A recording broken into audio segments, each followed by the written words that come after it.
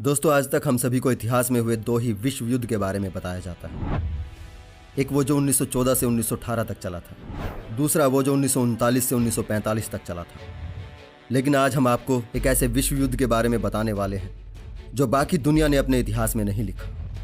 आज से करीब 5100 साल पहले भारत की धरती पर एक युद्ध लड़ा गया था जिसमें 78 राजाओं ने हिस्सा लिया था। यह युद्ध 18 दिन तक चलता रहा और इसमें 1 अरब 66 करोड़ 20 लाख लोग काल के काल में समा गए थे। यह ऐसा पहला युद्ध था जो ऐसे शस्त्रों से लड़ा गया था जो आज के मिसाइल और परमाणु बम से भी अधिक संघारक और खतरनाक थे। भारतीय संस्कृति में इस महायुद्ध को महाभारत के नाम से जाना जाता है। इस युद्ध में अकेले अर्जुन ने 18 दिन में 9 करोड़, भीष्म पितामह ने 10 करोड़ सैनिकों को युद्ध में मार गिराया था।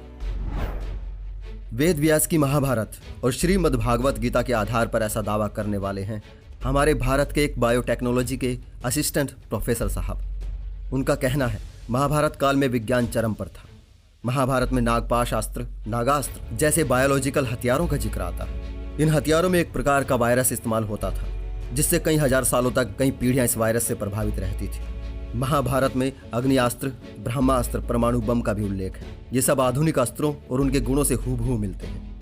जब वासुदेव श्री कृष्ण गीता का उपदेश दे रहे थे, उन्होंने बायोटेक्नोलॉजी की आधारशिला रखी थी। प्रोफेसर साहब का यह भी कहना है कि वेद व्यास के अनुसार जितने योद्धा महाभारत में मारे गए हैं, यदि उनकी गिनती की जाए तो 10,000 साल तक भी गिनती नहीं हो पाएगी। इसके अलावा देवी पुराण के 57वें अध्याय के 2 व 3 श्लोक में यह बताया गया है कि पृथ्वी पर ऐसा युद्ध ना तो पहले हुआ है और ना ही कभी होगा। महाभारत से हम भारतीयों का आस्था का नाता है। आस्था के नाते अगर कोई बात बढ़ा चढ़ाकर बोल भी दी जाए तो कोई बड़ी बात नहीं होती। लेकिन अगर कोई साइंस की किसी फील्ड में काम करने वाला व्यक्ति अगर इतनी लॉजिकल बातों को बढ़ावा देने लग जाए तो यहीं से साइंस की होनर किलिंग हो जाती है। और ऐसा कहने वाले ये अकेले नहीं है, इसलिए जरूरी हो जाता है क्या सही है और क्या नहीं है ये समझ लिया जाए। तो दोस्तों, इस महायुद्ध की सच्चाई क्या है यही जानेंगे आज के हमारे इस वीडियो में। तो बने रहिए मेरे साथ इस वीडियो के अंत तक।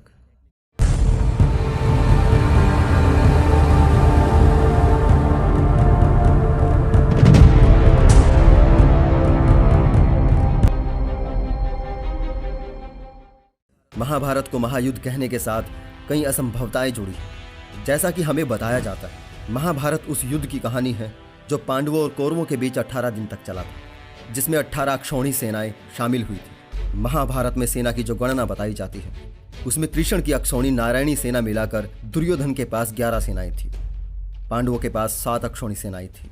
महाभारत में एक अक्षौहिणी सेना का परिमाण इस प्रकार बताया जाता है। एक अक्षौहिणी सेना में 21,870 हाथी, 21,870 रथ, 65,610 घुड़सवार तथा 1,09,350 पैदल सैनिक।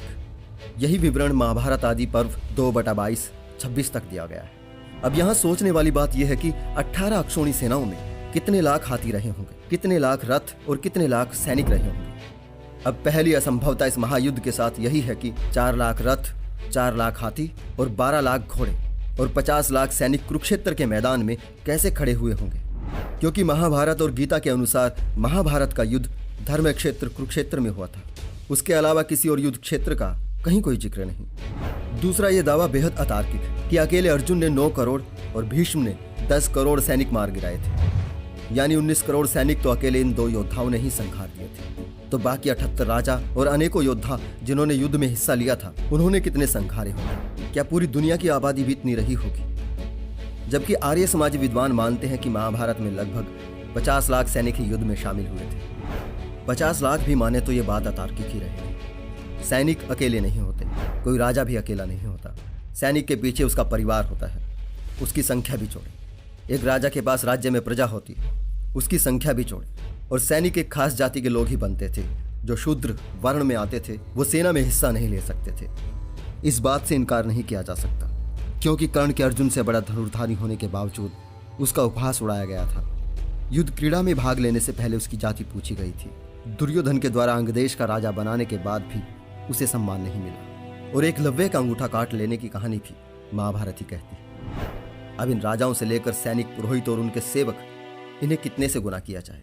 हमारे यहाँ साइंस का बलात्कार तो साइंसदान ही कर रहे हैं, जो 5000 साल पहले 250 करोड़ पूरे विश्व की आबादी बता रहे हैं। थोड़ा गूगल ही कर लेते हैं। जितनी आबादी ये महाभारत के सैनिकों की बता रहे हैं, उतनी तो 5000 साल पहले पूरे वर्ल्ड की भी नहीं थी।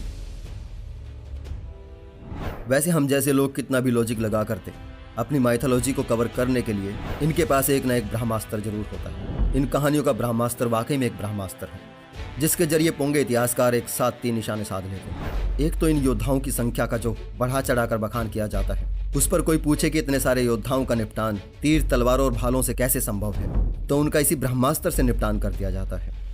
दूसरा, इस बात को बल दिया जाता है कि वर्तमान से ज्यादा आधुनिक और उन्नत युद्ध तकनीक प्राचीन भारत में ही हमारे पूर्वजों के पास थी। तीसरा, जब पूछा जाता है कि अब वो उन्नत तकनीक कहाँ गई, तो आसानी से कह दिया जाता है कि सारा प्राचीन आधुनिक विज्ञान ब्रह्मास्त्र का कोप भागी हो गया। है ना वाकई में ये अस्त्र ब्रह्मास्त्र। वैसे ये लोग कहना क्या चाहते हैं कि केवल कौरव और पांडवों के रिश्तेदार ही परमाणु हथियारों की तकनीक जानते थे, जो उन्हीं के साथ युद्ध भूमि में समाप्त हो गया। उनके अलावा भारत भूमि पर एक भी विद्वान नहीं था। चलो मान भी लिया जाए ये विद्या केवल वही जानते थे, तो वो कैसे विद्वान थे कि सारे के सारे डायग्राम, सारे मॉडल्स, सारी की सारी अहम जानकारियां युद्ध में साथ लेकर गए और सब वहीं पर स्वाहा हो गई, जबकि सारे वेद पुराण बच गए। आगे एक और ब्रह्मास्त्र, वेदों ग्रंथों को श्रुति के रूप में आगे बढ़ाया गया। अगर इन्हें श्रुति के रूप में आगे बढ़ाया जा सकता था, तो उस आधुनिक विज्ञान को क्यों नहीं? क्या दिव्य दृष्टि रखने वाले उन महापुरुषों को ब्रह्मास्त्र यानी परमाणु ऊर्जा की ताकत और उसकी अहमियत का पता नहीं था, जो उन्होंने सब कुछ छोड़ छाड़ कर सिर्फ जातिवादी और शोषणवादी ज्ञान को ही आगे बढ़ाया? अगर ऐसा वास्तव में हुआ था, तो सभी को सोचना चाहिए, भारत के पतन के जिम्मेदार कौन है? ऐसा करने के पीछे उनका मकसद क्या था? माफ कीजिए, अगर हमारे पास 1000 साल पहले भी परमाणु ऊर्जा और उसके इस्तेमाल का ज्ञान होता, तो कोई मुगल का बच्चा तीर तलवार से हम पर राज नहीं कर सकता था।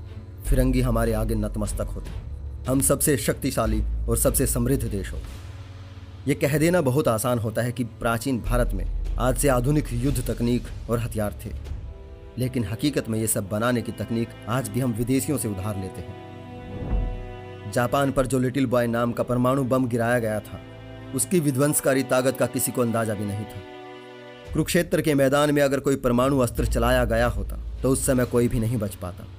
5 पांडव भी नहीं, स्वयं कृष्ण भी नहीं, और कोई वेद पुराण लिखने वाला ऋषि मुनि भी नहीं। कोई अगर कहे कि उनके पास अलौकिक शक्ति थी जिससे वो बच गए, तो इतिहास में अलौकिक शक्तियों की कोई जगह नहीं होती। हमारे कथित इतिहासकारों के साथ एक बड़ी समस्या तो ये रही कि वो बहुत दिनों तक इस बारे में निर्णय ही नहीं ले सके कि महाभारत को किस काल में फिट करें। विष्णु पुराण के अनुसार यह युद्ध 1500 ईसा पूर्व में हुआ था। मगध के इतिहास के अनुसार श्रीदत्त इस युद्ध को 1250 ईसा पूर्व में होना मानते हैं। फिर वो युगों मनवंतरों में भी ले गए, तो फिर विज्ञान ने कहा 10,000 साल पहले तक तो मनुष्य को खेती बाड़ी का ज्ञान भी नहीं था। फिर नजदीक लाने की कोशिश कर ही रहे थे कि खुदाई में हड़प्पा सभ्यता ने सर उठा लिया। ले देकर अब 5000 साल पहले फिट किया जा रहा है। अब जाकर भारत की धार्मिक परंपरा इसे 5000 से कुछ साल पहले घटा मानती है। ये तो इतिहासकारों का हाल है। अगर महाभारत के कुछ भीतरी किस्से देखें, ऐसी ऐसी गप्पे हाकी गई हैं कि जिसे पढ़कर कोई भी थोड़ा बुद्धिमान व्यक्ति इसे ऐतिहासिक ग्रंथ कहने की भूल नहीं करेगा। महाभारत के लगभग सभी मुख्य पात्रों का जन्म बिल्कुल ही अप्राकृतिक बताया गया। महाभारत के एक पात्र हैं द्रोणाचार्य, जो कौरवों और पांडवों के गुरु की भूमिका में है, जिनके जन्म का वर्णन इस तथाकथित इतिहास ग्रंथ में लिखा है कि घृताची राक्षसी को नग्न अवस्था में देखकर भरद्वाज ऋषि का वीर्यपात हो गया, जिसे उन्होंने एक द्रोण में रख दिया और उसी से द्रोण का जन्म हुआ। ऋषि विभांडक एक बार नदी में नहा रहे थे, तभी उर्वशी को देखकर उनका भी वीर्यपात हो गया। नदी के उस वीर्य मिश्रित पानी को एक मृगी यानी एक फीमेल हिरण पी गई। फिर उसने एक मानव शिशु को जन्म दिया। यही श्रृंग ऋषि कहलाए। ऋषि मुनि जो तपस्वी होते हैं, ज्ञानी होते हैं, सभी इंद्रियों पर उनका पूरा कंट्रोल होता है। महाभारत उन सभी को गुप्त रोगी बता रही है। उन्हें अपने मन पर काबू ही नहीं था। किसी भी अप्सरा को देखते ही उनका स्खलन हो जाता था। उन्हें अति शीघ्र पतन जैसी अनेकों बीमारियां थी। इस तरह की बीमारियां तो आजकल के छिचोरों को भी नहीं होती। भीष्म जो गंगा पुत्र बताए जाते हैं, गंगा एक नदी है, बच्चे पैदा करती है। दुर्योधन और उसके 99 भाई घड़े से पैदा होते हैं। जल रही आग में से धृष्टद्युम्न और द्रौपदी पैदा होते हैं। ऐसे ही न जाने कितनी अप्राकृतिक बातें महाभारत में लिखी हैं। असल में जब पृथ्वी से 13 लाख गुना बड़ा सूर्य धरती पर आकर किसी लेडीज को प्रेग्नेंट कर सकता है और उससे कर्ण नामक योद्धा जन्म ले सकता है, तो कितना भी फेंको, लिमिट तो पार हो ही चुकी है। अब इन अतार्किक बातों पर एक और ब्रह्मास्त्र काम आता है, मिलावट हुई। जब इतिहास लिखा नहीं जाता तो उसमें मिलावट स्वाभाविक है। अगर हमारी आदत हर बात को आस्था से जोड़कर देखने की हो, हर बात को बढ़ा चढ़ाकर बताने की हो, तो मिलावट तो होगी ही। और सबसे ज़्यादा कथावाचकों पुरोहितों के हाथों होगी। यहाँ विदेशियों को दोष देने में कोई लाभ नहीं। अगर ये इतिहास था तो इसे इतिहासकारों ने कथा मटेरियल बनने ही क्यों दी। यही भारत के इतिहास का दुर्भाग्य रहा है कि हमारे यहाँ कथावाचक इतिहासकार हैं। अगर उनकी आस्था दारा सिंह के साथ होती और वो 500 साल पहले पैदा हुए होते तो उनमें भी 100-200 हाथियों का बल होता।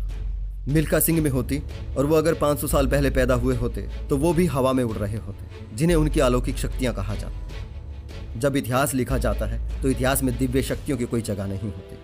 अलौकिक पारलौकिक किस्से सिर्फ फैंटेसी कहानियों के हिस्से होते हैं। इतिहास अपने निशान छोड़ता है। बड़े बड़े राजाओं की इतनी लंबी चौड़ी वंशावली बड़े बड़े महल और हवेलियां छोड़ते हैं।